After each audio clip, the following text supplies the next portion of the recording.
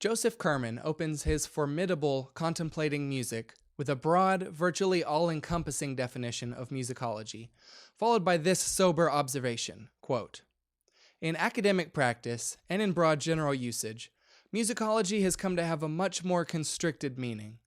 It has come to mean the study of the history of Western music in the high art tradition," end quote.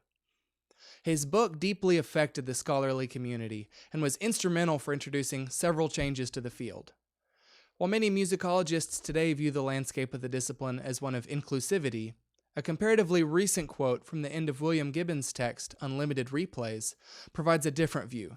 Quote, "There's a growing group of scholars researching game music, and many scholars in other fields have been interested in and supportive of game music research. Yet in some academic settings, there remains a palpable sense that this research is somehow frivolous, less important than the study of established classical music," end quote.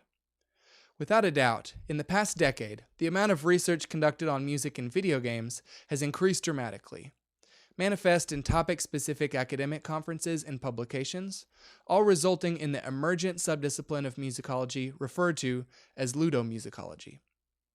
Many scholars today who champion the topic do so from research posts at major universities around the world, and yet the need to legitimize game music research remains. One might wonder why, so long after Kerman's groundbreaking publication and the beginning of the new musicology movement, the view of video game music scholarship as frivolous and less important might persist. The effort to legitimize ludomusicology is arguably not unlike the process carried out by many of musicology's first academics, such as Adler and Hanslick, who, as Kevin Carnes has documented in his book, Music, Criticism, and the Challenge of History, sought to apply positivism to what had previously been a more subjective approach to music in order to align themselves with other legitimized academic fields such as the sciences.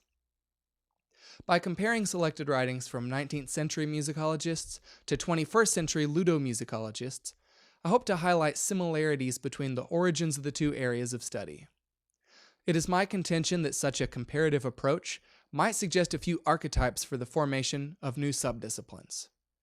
In this paper, I will review the relatively short yet exponentially growing history of scholarly video game music research, recount the accomplishments of some of musicology's most prominent 19th century founders, and explore illuminating connections between the two. For the purpose of comparison, I will provide a brief overview of each topic's early history. Both will be familiar to many in this audience, but recounting them will allow important similarities to be revealed.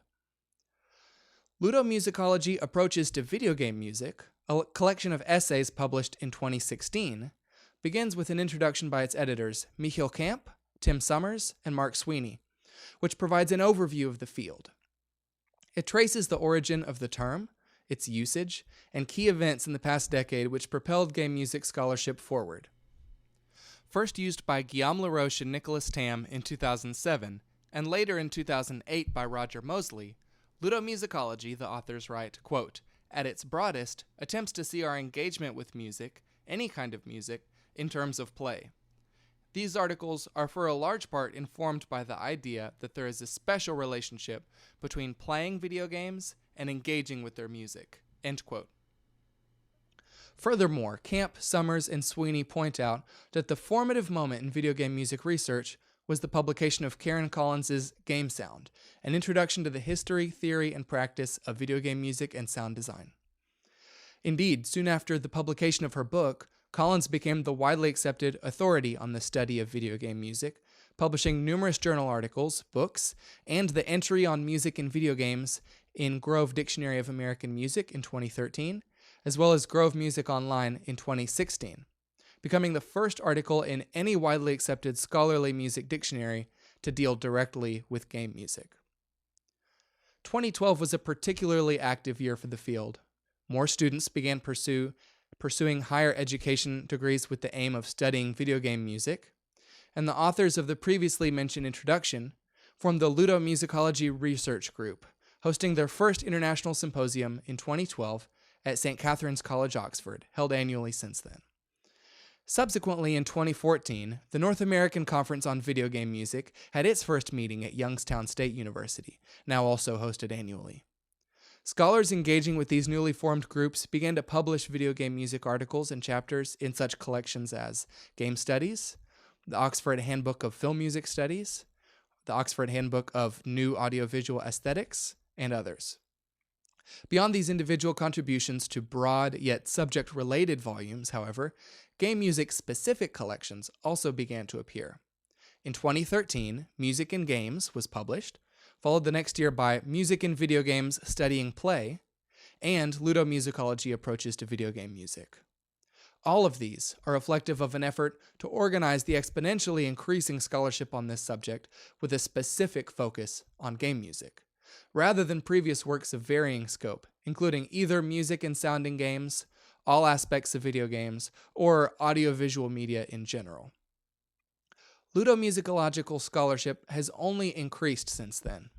Publications from the past couple of years, including Unlimited Replays by William Gibbons and Music in the Role-Playing Game, co-edited by Gibbons and Stephen Reale, as well as numerous dissertations and theses, demonstrate an engagement with critical theories. The Society for the Study of Sound and Music in Games, formed in 2016, hosts a continually updated online bibliography, comprising hundreds of citations ranging from proceedings and articles to dissertations and books.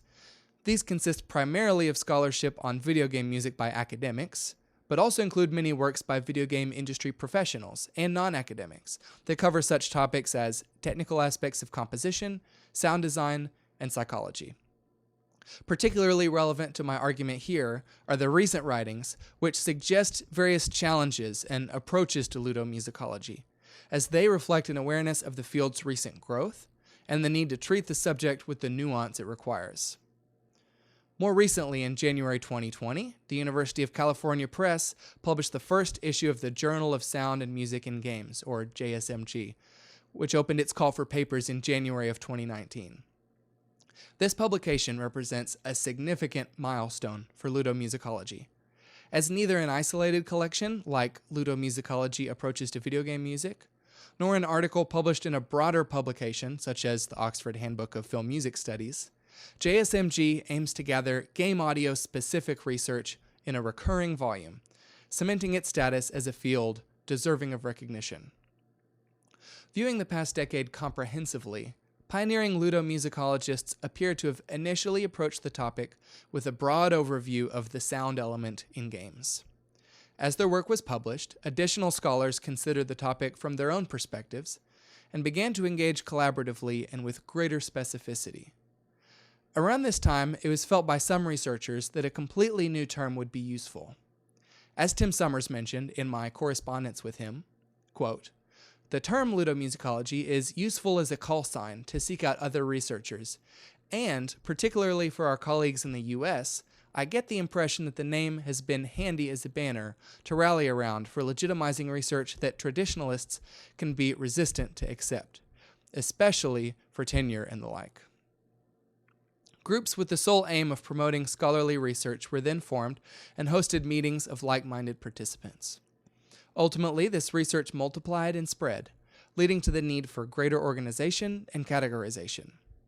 Bibliographies, standalone collections of essays, books with a narrow focus within ludomusicology, and recurring journals with a specifically musical intent are a few recent and ongoing solutions to this problem. Despite all the signs of a thriving new scholarly discipline, why the persistent need to legitimize the study of game music? Are such challenges typical of emerging fields of study? A comparison to the origins of 19th-century Musikwissenschaft reveals several striking similarities with ludomusicology, which could answer these questions. First, the creation or adoption of nomenclature occurred at an identifiable point. The term Musikwissenschaft, coined by Johann Bernhard Logier in 1827, clearly demonstrates the intent to identify music scholarship with the sciences by simply combining music and science, and points to the eventual incorporation of positivism, the philosophy that would become the discipline's defining trait in the 19th century. Musikwissenschaft was not a widely used term initially, but its usage increased decades later when figures such as Chrysander, Spitta, Hanslick, and Adler invoked it, calling for a more empirical approach to music study.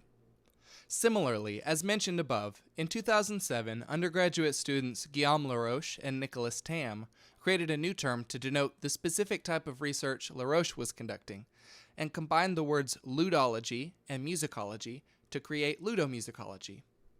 Although it also did not take hold immediately, Roger Moseley adopted the term in 2008, followed by the Ludomusicology Research Group in 2012. Beyond simply creating a label for their emerging fields, the connection to academically accepted parlance from an established discipline is evident. For Musikwissenschaft, this meant attaching music to science, and for ludomusicology, this meant combining ludology with musicology. Not only did both disciplines incorporate an already accepted term, but ludomusicology attached itself to the very field that was once doing the same thing for the purpose of legitimization, musicology. Second, significant writing was produced, which brought the emerging field's recognition within the wider academic community. For Musikwissenschaft, this was Eduard Hanslick's 1854 essay Vom Musikalisch Schönen, or On the Musically Beautiful, which claimed that beauty in music is to be found in the purely musical, and he famously distilled music's essence to sound and motion. Though this position was challenged in an extensive literature of debate, just 2 years later, in 1856, Hanslick accepted a position as lecturer on music aesthetics and history at the University of Vienna. This lectureship eventually gave way to an assistant professorship in 1861, full professorship with the conferral of an honorary doctorate in 1870, and eventually a university chair position, all of which Richard Truskin in his Music in the 19th Century called, quote, the very opposite of an accident, end quote. Hanslick's appointment as chair at one of the most renowned musical institutions in the world was at that time the first of its kind. Thus dawned the institutionalization of musicology. Hanslick's university position became Adler's, and soon others emerged in the late 19th century, a trend that only increased as the 20th century began. And the argument for an objective approach to music research saw passionate support among these ranks. Although arguably less contentious than Hanslick's Vom Musikalisch Schönen, Collins' Game Sound in 2008 did serve to bring much wider recognition to the topic of video game audio, enough for Camp Summers and Sweeney to call it, quote, the true establishment of the field, end quote.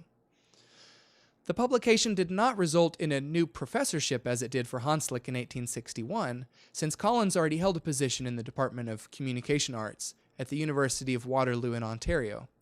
But it did show many experienced and aspiring scholars that the topic of game music, still before that term was in common use, was worthy of consideration for academic pursuits.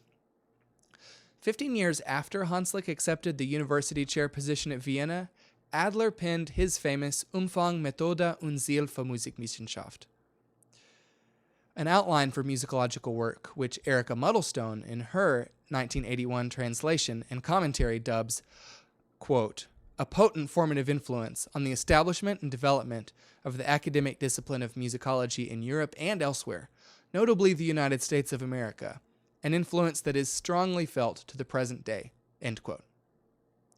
Of course, Adler's essay was not an isolated work, but the introduction to the first edition of the Vierteljahrschrift für Musikwissenschaft, the product of Adler, Philipp Spitta, and Friedrich Chrysander, an important landmark for the discipline in its own right.